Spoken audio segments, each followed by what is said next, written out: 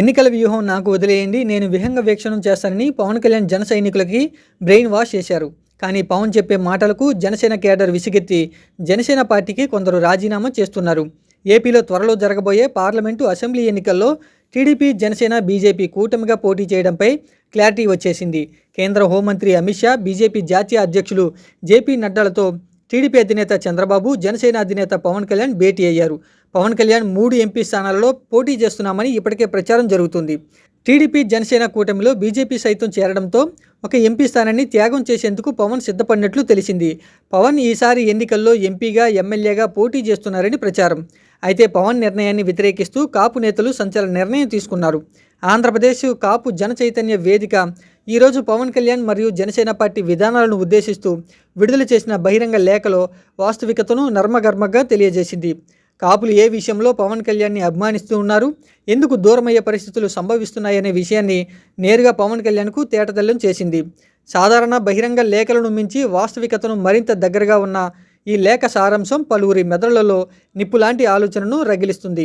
నీ కష్టం మన పార్టీ, మన రాజకీయ అస్తిత్వం, మన కార్యకర్తల ఆశలకు జవసత్వాలను నింపేలా ఉండాలి. ఇలా వారి ప్రేమాభిమానాలను నీరుగార్చే విధంగా ఉండకూడదు అంటూ చాలా శుతిమెత్తంగానే కుండబద్దలు కొట్టేసింది. కాపులందరికీ మీరు ప్రాతినిధ్యం వహిస్తున్నారని మనసా వాచా కర్మణ మేము విశ్వసిస్తున్నాం. అందుకే మిమ్మల్ని సీఎంగా చూడాలని మేమంతా కలలు కంటున్నాం. ఆ కళలను సాకారం చేసుకోవడానికి మీ వెన్నంటి నడుస్తున్నాం. మీరేది చెబితే అది ఆదేశంగా భావిస్తూ పాటిస్తున్నామని ఆ లేఖలో పేర్కొని ఉంది. అంతేకాదు, చంద్రబాబు తన తనయుడు నారా లోకేష్ని సీఎం చేసేందుకు మిమ్మల్ని ఎంపీగా పోటీ చేయించాలన్నది చూస్తున్నట్లుగా మాకు తోస్తుంది.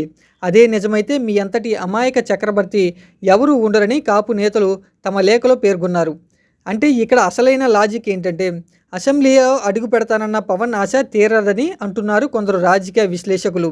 చంద్రబాబు తన వ్యూహంతోనే పవన్ను ఎంపీగా బరిలోకి దించుతున్నారని అంటున్నారు. పవన్ కళ్యాణ్ను ఎమ్మెల్యేగా చంద్రబాబే వదిలేస్తాడని కూడా అంటున్నారు. ఎంపీగా గెలిస్తే ముఖ్యమంత్రి పదవి అడిగే ఛాన్స్ లేకుండా చేయాలన్నదే చంద్రబాబు అసలైన వ్యూహం అని కాపు నేతలు అంటున్నారు. ఈ చిన్న లాజిక్ కూడా పవన్కి ఎందుకు అర్థం కావట్లేదనని కాపు నేతలు తమ లేఖలో పేర్కొన్నారు. మరి ఈ లేఖపై పవన్ కళ్యాణ్ ఎలా రియాక్ట్ అవుతారో చూడాలి. అసలు రియాక్ట్ అవుతారో లేదో అన్నది కూడా ఒక చర్చే.